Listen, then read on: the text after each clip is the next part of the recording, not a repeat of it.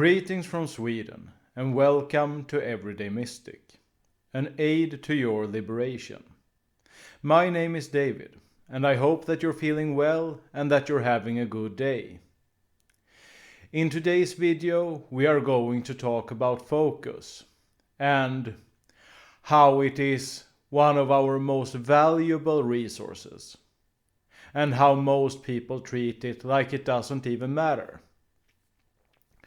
How most people are so caught up in trivialities on the outside that they don't even think about putting their focus on what is going on the inside. Most people are not really in contact with their bodies, most people are not really in contact with their emotions, and they are most certainly not in contact with all of the energies that flow through the body all the time. Most people are not even aware of these energies. Now, there is a reason why so much is trying to steal our focus. Why we are so bombarded with impressions. Why there are so many distractions around us all the time. And as I said, instead of consciously directing their focus, most people get caught up in scrolling on their phones or checking emails or doing whatever else that keeps them occupied instead of being in the present moment and being aware of what is really going on. Because you see, our focus is tied to our consciousness, and a big part of the spiritual awakening that we are going through is about bringing more and more consciousness into the present moment, instead of being caught up in the past or being caught up in the future or being caught up in whatever distractions and entertainments that are around us at the moment. You see, focus is about essentially directing our energy.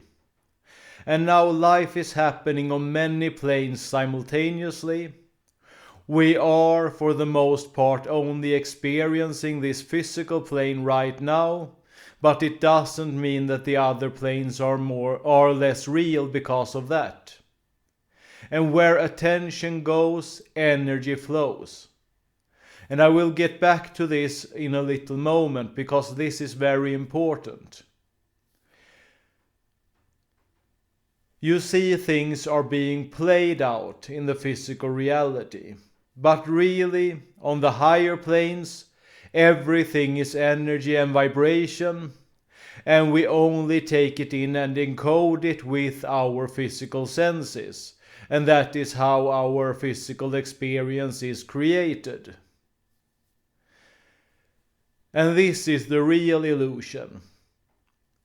The illusion isn't that all of this is completely unreal. The illusion is that this is the only thing that is real. So as I said, it happens on many levels. I'm not sure exactly how many, but I know that there is an invisible energy field that is becoming more and more visible to more and more of us, as more and more of us are opening our third eyes more and more. And this energy field is all around us, it permeates us, and it can also help to guide us. So let's get back to what you focus on grows.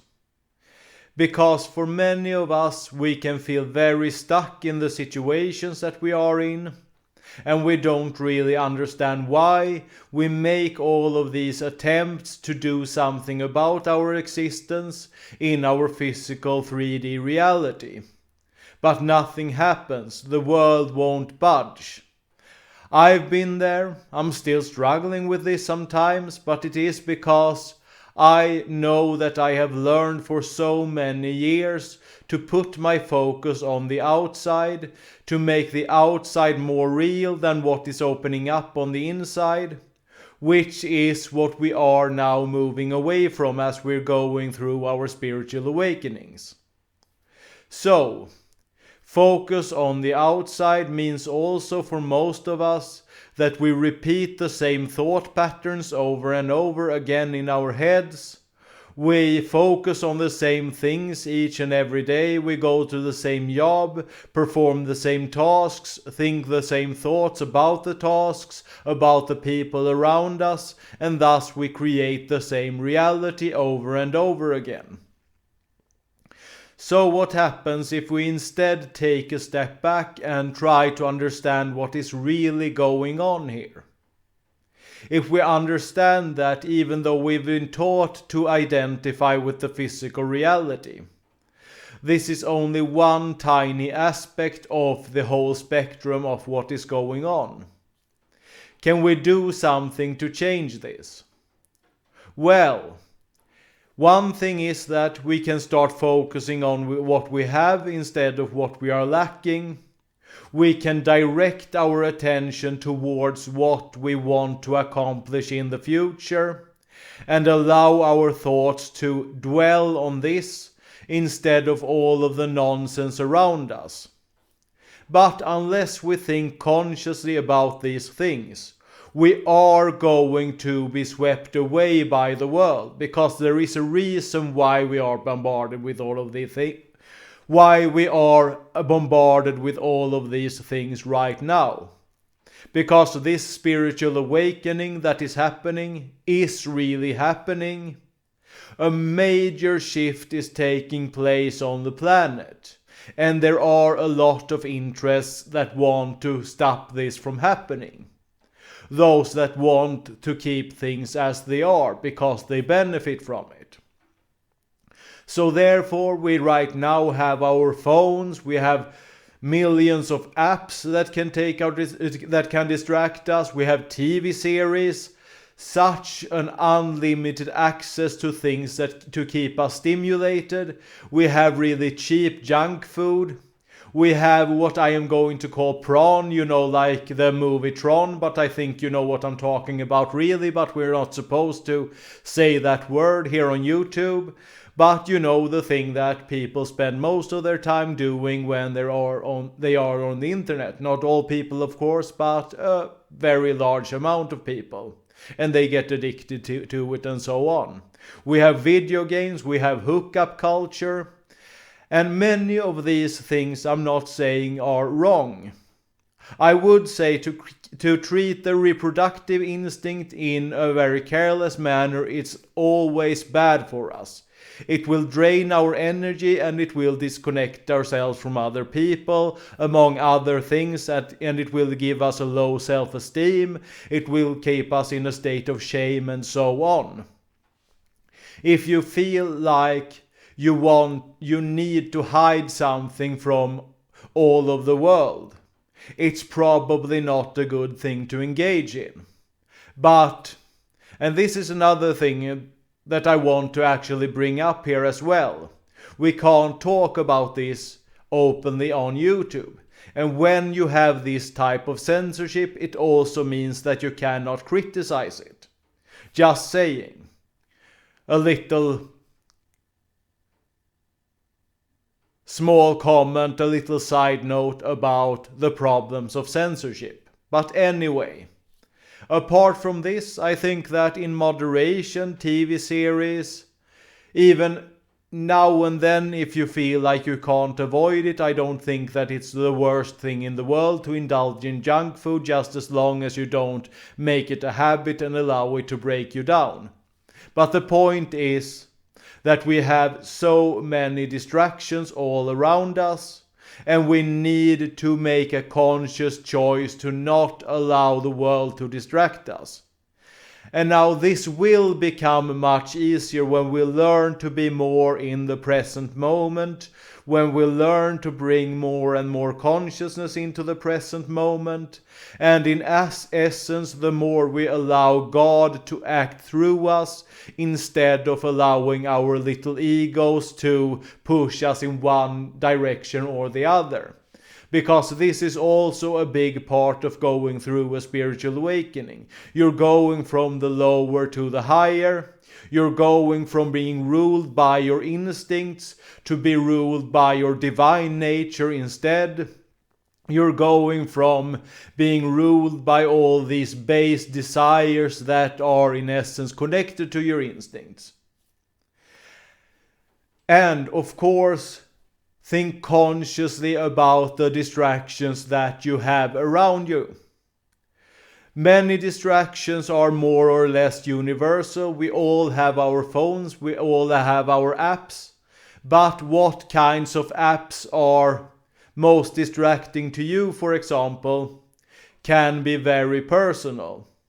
Many people, and this is actually not something that I personally have a problem with, get caught up in social media. And the reason why I don't have a problem with this is because I was really cheap when it came to these smartphones. I was very late with getting one of those things. So I saw how much people got caught up with their phones, how much people got caught up in social media. And I said, no, that is absolutely not something that I want. So I said no to this on a very early stage. Otherwise I would probably have gotten just as caught up as everyone else seems to have been. So become conscious of the distractions, both universal ones and which ones are certain problems for you in your particular situations. And make conscious choices about it. This is not about being perfect at it. It's just about having a clear intention and being aware when you are breaking this intention. Don't make excuses. But don't beat yourself up when you fail to live up to what you have intended to do either. Because these things are not easy. We are not, for the most part, in such control of ourselves as we would like to be. And we have learned for such a long time throughout our lives to treat our attention, to treat our focus in a very careless manner. Because we didn't know any better. But now we do know better, and we can start making conscious steps that we are comfortable with, where we do not fail all the time, but make steady progress to get out of this habitual, automatic way of treating our distractions. And another thing that you can do is make it as hard as possible to be distracted. Don't carry your phone with you everywhere. Delete the apps that are keeping you distracted unless you really need them. And also, if you tell yourself that you really need them, ask yourself why. Are they really this important? Are they worth keeping even though they keep you distracted from doing more important things with your life? Also, you can add social media blockers both to your phone and to your computer, so you have a limited time where you can actually access the social media. But it's important that you implement these changes as well. Don't just listen to this video and think that, oh, well, this sounds good, I think I'm going to do that. You actually have to make these steps and make them consciously. Make them part of your life. Otherwise, you will just take in some information and then you will forget it 10 minutes later. So, as I was alluding to a moment ago, make an inventory. What do you really need? What has real meaning and value for you? And you will inevitably see that a lot of things can be discarded. And ask yourself, what things have been on autopilot? Many things have been on autopilot for most people throughout most of their lives. But now you can start looking at this consciously. Again, come in with the consciousness. Look consciously at all the aspects of your life and start making different choices. This is the only way that you are going to start seeing changes.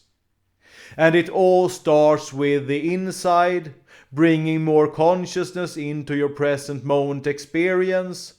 And also, as above, so below, when you, as within, so without. So when you don't allow the world to distract you, you can focus more on what is happening on the inside. And this means that you also have a lot of more chances to let go of emotions that are distracting you and that are driving you towards directions where you continue making choices that you don't really want to do.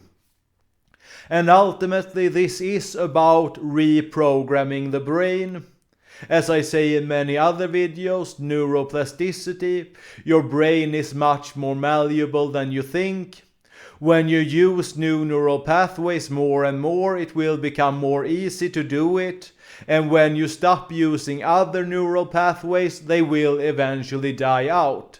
This is very simply how the brain works. And when you take this into account, you will also know why and how you can make changes in your life.